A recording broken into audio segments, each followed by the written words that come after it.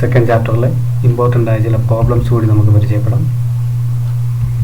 4 capacitors of 4 microfarad are given. Find the effective capacitance in series and parallel combinations. 4 കപ്പാസിറ്ററുകൾ തന്നിരിക്കുന്നു. 4ൻ്റെയും capacitance 4 microfarad ആണ്. അവ series ആയിട്ടും പാരലായിട്ടും connect ചെയ്യുമ്പോഴുള്ള ഇഫക്റ്റീവ് കപ്പാസിറ്റൻസ് കണ്ടുപിടിക്കാനാണ് ക്വസ്റ്റ്യനിൽ നമ്മളോട് ആവശ്യപ്പെട്ടിരിക്കുന്നത്.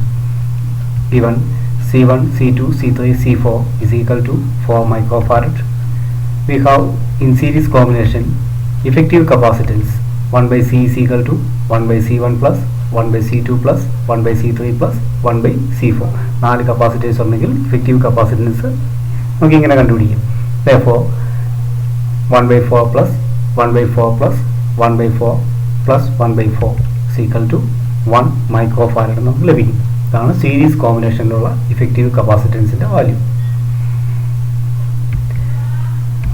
ഈ പാരലൽ കോമ്പിനേഷനിൽ effective capacitance C is equal to C1 plus C2 plus C3 എന്നാണ്. ഇവിടെ 4 കപ്പാസിറ്റേഴ്സ് ഉള്ളതുകൊണ്ട് നമുക്ക് C1 plus C2 plus C3 plus C4 എന്ന് വരും. That is 4 plus 4 plus 4 plus 4 is equal to 16 microfarad. അടുത്ത ക്വസ്റ്റ്യനിൽ 3 capacitors 2 picofarad 3 picofarad and 4 picofarad are connected in parallel. Find the effective capacitance and determine the total charge and charge on each capacitor if it is connected to 100 volt supply. ഇവിടെ 3 capacitors തന്നിട്ടുണ്ട്. 3ൻ്റെയും values തന്നിരിക്കുന്നു. ഇവ parallel കോമ്പിനേഷനിലാണെന്നാണ് പറഞ്ഞിരിക്കുന്നത്. ആദ്യം നമ്മളോട് effective capacitance കാണാനാണ് പറഞ്ഞിരിക്കുന്നു. അതിനുശേഷം ടോട്ടൽ ചാർജ് കണ്ടുപിടിക്കണം. അതുപോലെ ഓരോ കപ്പാസിറ്ററിൻ്റെയും ചാർജ് അത് 100 വോൾട്ട് സപ്ലൈയുമായിട്ട് കണക്ട് ചെയ്യുമ്പോഴുള്ള ടോട്ടൽ ചാർജും ഈച്ച് കപ്പാസിറ്ററിലുള്ള ചാർജ് നമ്മളോട് കണ്ടുപിടിക്കാനാണ് ആവശ്യപ്പെട്ടിരിക്കുന്നത്. ആദ്യം നമുക്ക് കപ്പാസിറ്റേഴ്സിൻ്റെ വാല്യൂസ് നോക്കാം. C1 2 PF, C2 3 PF, C3 4 PF എന്ന് നമുക്ക് കൊടുക്കാം. അങ്ങനെ ഇനി പാരലൽ കോമ്പിനേഷനിൽ C is equal to C1 plus C2 plus C3 ആണ്. അതിൻ്റെ വാല്യൂ നമുക്ക് ആഡ് ചെയ്യുമ്പോൾ 9 PF 9 picofarad എന്ന് ലഭിക്കും. ഇതിനെ നമുക്ക് 9 into 10 raised to minus 12 farad നമുക്ക് റെപ്രസെൻറ്റ് ചെയ്യാം. 9 into 10 raised to minus 12 farad. ഇപ്പോൾ ഇഫക്റ്റീവ് കപ്പാസിറ്റൻസ് പാരലൽ കോമ്പിനേഷനിൽ നമുക്ക് ലഭിച്ചിരിക്കുന്നു. then total charge നമുക്ക് കണ്ടുപിടിക്കണം. ടോട്ടൽ ചാർജ് കാണാൻ Q is equal to CV is 9 into 10 raised to minus 12 into 100. Supply നമുക്ക് ലഭിക്കുന്ന 100 വോൾട്ട് ആണ്. അത് ഗുണം effective capacitance 9 into 10 raised to 10 coulomb total charge 9 into 10 raised to minus 10 coulomb. ഇതാണ് total charge എന്ന് പറയുന്നത്. ഇനി C1 എന്ന് പറയുന്ന കപ്പാസിറ്ററിലുള്ള ചാർജ് നമുക്ക് കണ്ടുപിടിക്കണം. അതിന് നമ്മൾ Q1 എന്ന് റെപ്രസെൻറ്റ് ചെയ്താൽ Q1 is equal to C1 into V. Voltage common ആണ്, എന്നാൽ ഓരോന്നിൻ്റെയും കപ്പാസിറ്റൻസ് വ്യത്യാസമാണ്. അതുകൊണ്ടാണ് Q1 is equal to C1V. C1ൻ്റെ വാല്യൂ നമുക്ക് 2 into 10 raised to minus 12 എന്നാണ് ലഭിച്ചിരിക്കുന്നത്. Into 100 2 into 10 raised to minus 10 column എന്ന് ലഭിക്കും. ദെൻ ഇതുപോലെ തന്നെ സെക്കൻഡ് കപ്പാസിറ്ററിലുള്ള ചാർജ് Q2 അത് C2 into V. C2ൻ്റെ value 3 into 10 raised to minus 12 ആണ്. Into 100 3 into 10 raised to minus 10 coulomb ലഭിക്കും. Then charge on capacitor C3 4 into 10 raised to minus 12 ആയതിനാൽ Q3 is equal to C3V is equal to 4 into 10 raised to minus 10 coulomb ലഭിക്കും. അപ്പം total charge നമുക്ക് ലഭിച്ചു. Total charge 9 into 10 raised to minus 10 column ലഭിച്ചു. ഇനി individual ആയിട്ടുള്ള ഓരോ കപ്പാസിറ്ററിലും ലഭിക്കുന്ന ചാർജുകൾ നമ്മൾ നോക്കുകയാണ്. Q1ൻ്റെ വാല്യൂ നമുക്ക് ലഭിച്ചു. Q2 Q3 കണ്ടുപിടിച്ചു. ഇതാണ് ക്വസ്റ്റ്യൻ നമ്മളോട് ആവശ്യപ്പെട്ടിരുന്നത്.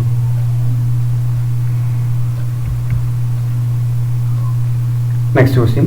A parallel plate capacitor of capacitance 50 microfarad in air is immersed in oil. Its capacitance becomes 110 microfarad. Find the dielectric constant of oil. 50 microfarad ഉള്ള ഒരു പാരലൽ പ്ലേറ്റ് കപ്പാസിറ്റർ. അപ്പോൾ അതിൻ്റെ പ്ലേറ്റുകൾക്കിടയിലുള്ള medium air ആയിരുന്നു. അതേ capacitor നമ്മളൊരു ഓയിലിൻ്റെ അകത്തേക്ക് ഇമേഴ്സ് ചെയ്യുന്നു. അപ്പോൾ അതിൻ്റെ കപ്പാസിറ്റൻസ് 110 മൈക്രോ ഫാരഡായിട്ട് മാറി. അങ്ങനെയെങ്കിൽ ഓയിലിൻ്റെ ഡൈലക്ട്രിക് കോൺസ്റ്റന്റ് ആണ് നമുക്ക് കണ്ടുപിടിക്കേണ്ടത്. എയറിലുള്ള കപ്പാസിറ്റൻസ് നമുക്ക് ലഭിച്ചിട്ടുണ്ട്, 50 മൈക്രോ ഫാരഡാണ്. ഓയിലിലുള്ളത് 110 മൈക്രോ ഫാരഡാണ്.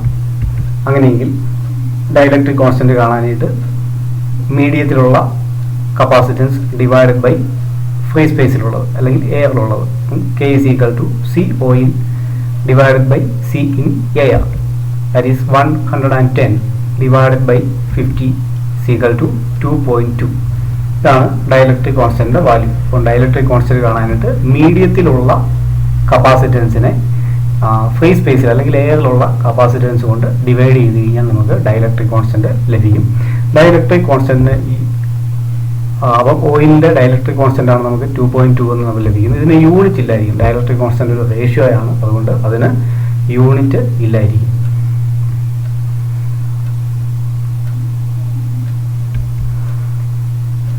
അടുത്ത ക്വസ്റ്റ്യൻ നോക്കാം. A capacitor of capacitance 12 picofarad is connected to 50 volt supply. Calculate energy stored in the capacitor. ഒരു 12 pf കപ്പാസിറ്റൻസ് ഉള്ള കപ്പാസിറ്റർ 50 വോൾട്ട് പൊട്ടൻഷ്യൽ കണക്ട് ചെയ്യുന്നു.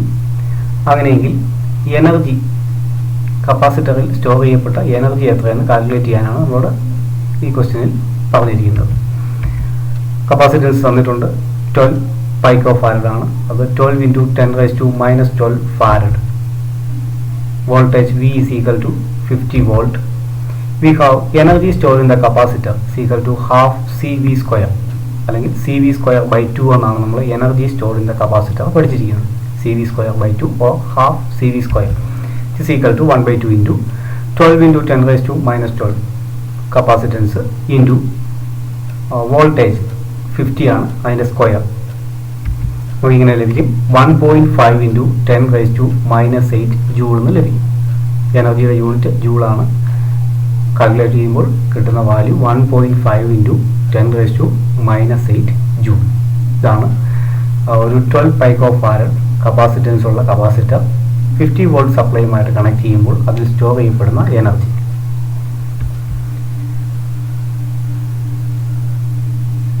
Next question. Two parallel plates of area 2 meter square separated by a distance of 0.1 millimeter placed in a medium of dielectric constant 7. If 100 volt is given to the plates, calculate capacitance and energy stored in it. രണ്ട് parallel പ്ലേറ്റുകൾ. ആ പ്ലേറ്റുകളുടെ ഏരിയയാണ് തന്നിരിക്കുന്നത്. രണ്ടിൻ്റെ area equal ആണ്, 2 meter square ആണ്. ആ പ്ലേറ്റുകൾക്കിടയിലുള്ള distance of separation 0.1 millimeter ആണ്. അവയ്ക്കിടയിൽ ഫിൽ ചെയ്തിരിക്കുന്ന മീഡിയം, ആ മീഡിയത്തിൻ്റെ ഡൈലക്ട്രിക് കോൺസ്റ്റന്റ് 7. ഇനി ഈ പ്ലേറ്റുകളിലേക്ക് ഒരു 100 വോൾട്ട് പൊട്ടൻഷ്യൽ അപ്ലൈ ചെയ്താൽ അപ്പോൾ കപ്പാസിറ്ററിന് ലഭിക്കുന്ന ചാർജ് കപ്പാസിറ്ററിൻ്റെ കപ്പാസിറ്റൻസ് കണ്ടുപിടിക്കണം. അതുപോലെ തന്നെ അതിൽ സ്റ്റോർ ചെയ്യപ്പെടുന്ന എനർജി എത്രയാണ് കണ്ടുപിടിക്കണം. ആദ്യം നമുക്ക് കപ്പാസിറ്റൻസ് ആണ് കണ്ടുപിടിക്കേണ്ടത്. തന്നിരിക്കുന്ന കാര്യങ്ങൾ നോക്കാം. ഏരിയ തന്നിട്ടുണ്ട് 2 meter square. Dielectric constant K 7 ആണ്. Voltage 100 volt. Then distance of separation 0.1 millimeter ആണ്. 0.1 into 10⁻⁻3 മീറ്റർ എന്ന് നമുക്ക് റെപ്രസെന്റ് ചെയ്യാം. എപ്സിലോൺ സീറോയുടെ വാല്യൂ നമുക്കറിയാം 8.85 into 10⁻⁻12 coulomb square per newton metre square ആണ്. ക്വസ്റ്റ്യനിൽ തന്നിരിക്കുന്ന കാര്യങ്ങൾ ഒന്നുകൂടെ നോക്കുക. Area, dielectric constant, potential, distance of separation and epsilon zero. ഇനി ഒരു പാരലൽ പ്ലേറ്റ് കപ്പാസിറ്ററിന്റെ കപ്പാസിറ്റൻസ് കാണാനുള്ള equation C is equal to ε0 KA divided by D. Value substitution നടത്തി കഴിയുമ്പോൾ 8.85 into 10⁻⁻12 ഇൻറ്റു കെയുടെ വാല്യൂ 7 ഇൻറ്റു പ്ലേറ്റിൻ്റെ area 2 divided by 0.1 into 10⁻⁻3. Simplify ചെയ്യുമ്പോൾ നമുക്ക് 1.239 into 10 raised to minus 6 എന്ന് ലഭിക്കും. അത് 1.239 മൈക്രോ ഫാരഡ് എന്ന് റെപ്രസെന്റ് ചെയ്യാം.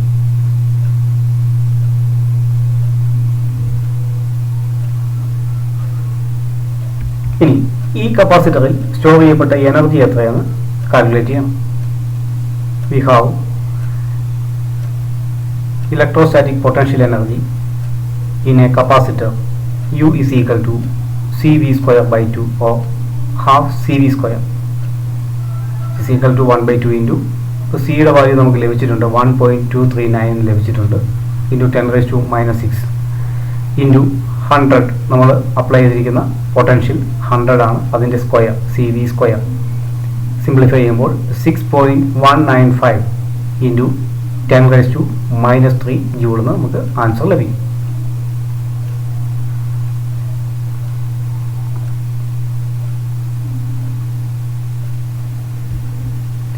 ഈ പ്രോബ്ലംസ് ചെയ്യുമ്പോൾ ദയവായി ക്വസ്റ്റ്യൻ എഴുതിയെടുത്തതിന് ശേഷം ക്വസ്റ്റ്യൻ്റെ അകത്ത് തന്നിരിക്കുന്ന ഡേറ്റ കണ്ടുപിടിച്ച് എടുത്തെഴുതുക.